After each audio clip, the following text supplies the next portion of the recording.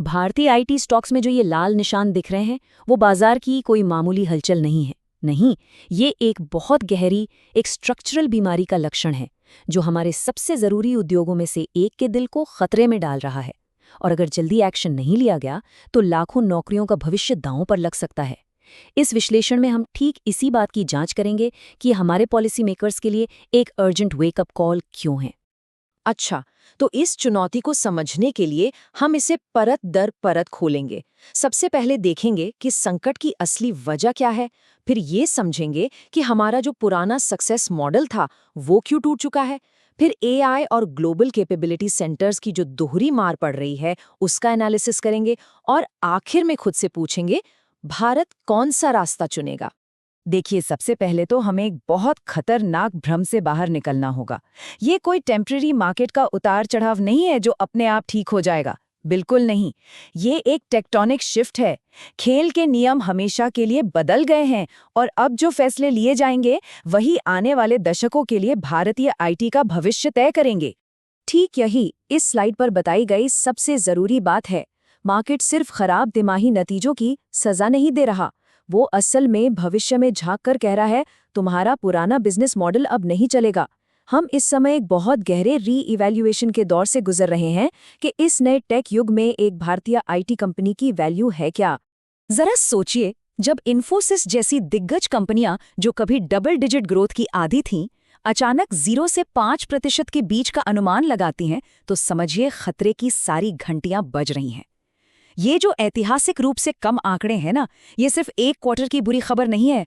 ये वो थर्मोमीटर हैं जो एक गहरी सिस्टमिक बीमारी का संकेत दे रहे हैं। लेकिन सवाल ये है कि ऐसा हुआ कैसे?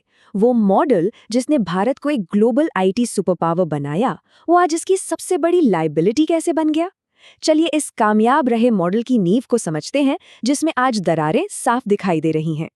दशकों तक भारतीय आईटी की सफलता का फॉर्मूला बड़ा सीधा साधा था। ज्यादा लोग मतलब ज्यादा रेवेन्यू। इस मॉडल को, जिसे अक्सर मजाक में बॉडी शॉपिंग भी कहा जाता है, उसने दुनिया के लिए एक बहुत बड़ी रिक्रूटिंग एजेंसी की तरह काम किया। भारत ने दुनिया को स्किल्ड सस्ते इंजीनियरों की एक कभी न खत्म होने वाली फौज दी। पूरी की पूरी इंडस्ट्री इंसानी मेहनत की इसी नींव पर बनी थी। लेकिन अब ये खेल खत्म हो चुका है। क्लाइंट्स को अब प्रोग्रामर्स की फौज नहीं चाहिए, उन्हें बने बनाए प्लेटफॉर्म और इनोवेटिव सॉल्यूशंस चाहिए। वैल्यू अब हेडकाउंट से नहीं, बल्कि टेक्नोलॉजी की क्वालिटी और इंटेलेक्चुअल प्रॉपर्टी यानी आईपी से तय हो रही है। और ठीक यहीं, इस नए खेल में भारतीय आईटी दिग्गजों की सबसे बड़ी कमजोरी, उनकी अकीलीज हील सामने आ जाती है। और जब इंडस्ट्री इस अंदरूनी बदलाव से जूझ ही रही है, तब बाहर से उस पर एक शिकंजे जैसा हमला हो रहा है। दो बहुत बड़ी ताकतें, जेनरेटिव एआई और ग्लोबल कैपेबिलिटी सेंटर्स, पुराने मॉडल पर एक साथ हमला कर रही हैं और उसे कुचलने का खतरा पैदा कर रही हैं। जनरेटिव एआई सिर्फ प्रोडक्टिविटी बढ़ाने वाला टूल नहीं है, ये पुराने सर्विस मॉडल के लिए एक वैल्यू डिस्ट्रॉयर है। जो काम पहले महीनों तक पूरी टीमों को बिजी रखते थे, जैसे कोडिंग, टेस्टिंग, कस्टमर सपोर्ट, अब एआई टूल्स की मदद से बहुत कम समय में हो रहे हैं। हर ऑटोमेटेड काम का मतलब है कम बिल करने वाले घंटे, और इसलिए आईटी सर्विस प्रोवाइडर्स के लिए सीधा सीधा कम रेवेन्यू। अगर ये बातें इस राष्ट्रीय चुनौती की गंभीरता को समझने में मदद कर रही हैं, तो इस जानकारी को शेयर करके इस ज़रूरी बहस को शुरू करने में मदद करें। ये एक ऐसी चर्चा है जिसे हमें एक देश के तौर पर करने की सख्त ज़रूरत है। अब दूसरे बड़े खतरे पर आते हैं, जीसीसी या ग्लोबल कैपेबिलिटी सेंटर्स। इसे ऐसे समझिए, जो कंपनियां पहले भारतीय आईटी फर्मों की सबसे बड़ी क्लाइंट थीं, अब वे भारत में ही अपने बड़े बड़े डेवलपमेंट और इनोवेशन सेंटर बना रही हैं। मतलब वे अब सर्विसेज खरीद नहीं रही हैं, वे खुद बना रही हैं। कल का क्लाइंट आज का सीधा कॉम्पिटिटर बन गया है। और इस बदलाव के स्केल को समझने के लिए हम कुछ दर्जन कंपनियों की बात नहीं कर रहे हैं। भारत में अब 1700 से ज्यादा जीसीसी हैं जो लाखों बेहतरीन टैलेंट को नौकरी दे रहे हैं। ये कोई छोटी मोटी बात नहीं है, ये टैलेंट मार्केट पर एक तरह का आक्रमण है। और ये जीसीसी टैलेंट की लड़ाई जीत रहे हैं। जहां पारंपरिक भारतीय आईटी कंपनियां 5 से 8% की सैलरी हाइक दे रही हैं, वहीं जीसीसी टॉप टैलेंट को 20% या उससे भी ज्यादा की हाइक देकर अपनी तरफ खींच रहे हैं। इसका नतीजा, टैलेंट का एक बहुत बड़ा पलायन, जिसे भारतीय कंपनियां अफोर्ड नहीं कर सकती। रेवेन्यू पर इसका असर सीधा और क्रूर है। रिपोर्ट्स दिखाती हैं कि पहले जो काम भारतीय सर्विस प्रोवाइडर्स को मिलता था, उसका 10% से ज्यादा हिस्सा अब कंपनियां खुद अपने जीसीसी में कर रही हैं। ये वो मार्केट शेयर है जो दिन ब दिन खत्म होता जा रहा है। लेकिन ये बाहरी खतरे जितने भी भयानक हों, सबसे गहरा संकट तो घर का बनाया हुआ है। रिसर्च और डेवलपमेंट यानी R&D की पुरानी अनदेखी। ये एक खुद को दिया गया घाव है जो अब फटने की कगार पर है।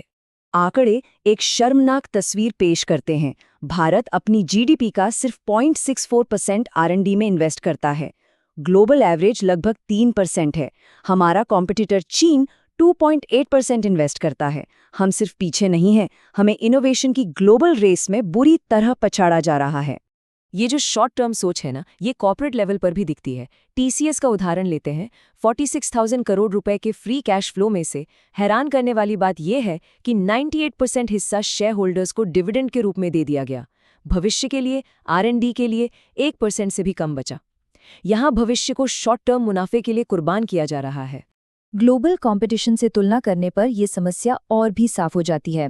जहां भारतीय आईटी कंपनियां अपने रेवेन्यू का मुश्किल से 1% R&D में लगाती हैं, वहीं एक्सेंचर 5% और चीनी टेक कंपनियां 20% से ज्यादा इन्वेस्ट करती हैं। सीधी सी बात है, हम एक टेक की लड़ाई में चाकू लेकर जा रहे हैं। लेकिन ये इन्वेस्ट न करने की मानसिकता असल में कितनी महंगी पड़ती है? इन्फोसिस और ओपन एआई की कहानी एक दुखद केस स्टडी है कि कैसे दूर की न सोचने की वजह से एक ऐतिहासिक खरबों डॉलर का अवसर गंवा दिया गया। बात है 2015 की, जब ओपन एआई एक छोटा अनजान स्टार्टअप था। तब इन्फोसिस के विजनरी सीईओ विशाल सिक्का ने $1 बिलियन के इन्वेस्टमेंट का प्रपोजल रखा। लेकिन पुराने मैनेजमेंट ने, जो लेबर लिवरेज मॉडल की सोच में फंसा हुआ था, इसे रिजेक्ट कर दिया। ये दो दुनियाओं की टक्कर थी, भविष्य बनाम अतीत। और उस दिन अफसोस, अतीत जीत गया और इन्फोसिस हार गया। और उस एक फैसले का नतीजा, अगर इन्फोसिस ने तब इन्वेस्ट किया होता तो आज उस इन्वेस्टमेंट की वैल्यू कम से कम 5 लाख करोड़ रुपए होती, जो आज कंपनी की पूरी मार्केट वैल्यू के लगभग बराबर है। जरा सोचिए, एक और इन्फोसिस बनाने का मौका था और उसे बस नहीं कह दिया गया। एक ऐतिहासिक भूल। आज भारतीय आईटी इंडस्ट्री और इसके साथ हमारे पॉलिसी मेकर्स ठीक उसी चौराहे पर खड़े हैं। रास्ते सिर्फ 2 हैं, और जो रास्ता वो चुनेंगे वही उत्थान या पतन का फैसला करेगा। एक रास्ता धीमी घुटन का है, जैसे तैसे चलते रहना, पुराने सर्विस मॉडल से चिपके रहना, जबकि एआई और जीसीसी धीरे धीरे वैल्यू को खत्म कर देंगे। दूसरा रास्ता कट्टरपंथी इनोवेशन का है, R&D में अपने खुद के प्रोडक्ट्स और इंटेलेक्चुअल प्रॉपर्टी में भारी इन्वेस्ट करना। ज़ोहो जैसी कंपनियां जो हिम्मत के साथ अपने रेवेन्यू का 30% R&D में लगा रही हैं, वे पहले ही साबित कर रही हैं कि ये दूसरा रास्ता न केवल मुमकिन है बल्कि बेहद फायदेमंद भी है। सारे सबूत मेज पर हैं। खतरे की घंटियां इतनी तेज हैं कि बहरा कर दें। तो अब निर्णायक सवाल ये है, भारत के टेक्नोलॉजी पॉलिसी मेकर्स कौन सा रास्ता चुनेंगे? क्या वे जैसी है वैसे ही स्थिति को चुनेंगे और इंडस्ट्री को धीमी घुटन के लिए छोड़ देंगे, या फिर वे इनोवेशन को बढ़ावा देने के लिए गहरे स्ट्रक्चरल सुधारों का साहस दिखाएंगे? चुनाव उनका है, लेकिन भारत के टेक फ्यूचर का भविष्य इसी एक फैसले पर निर्भर करता है।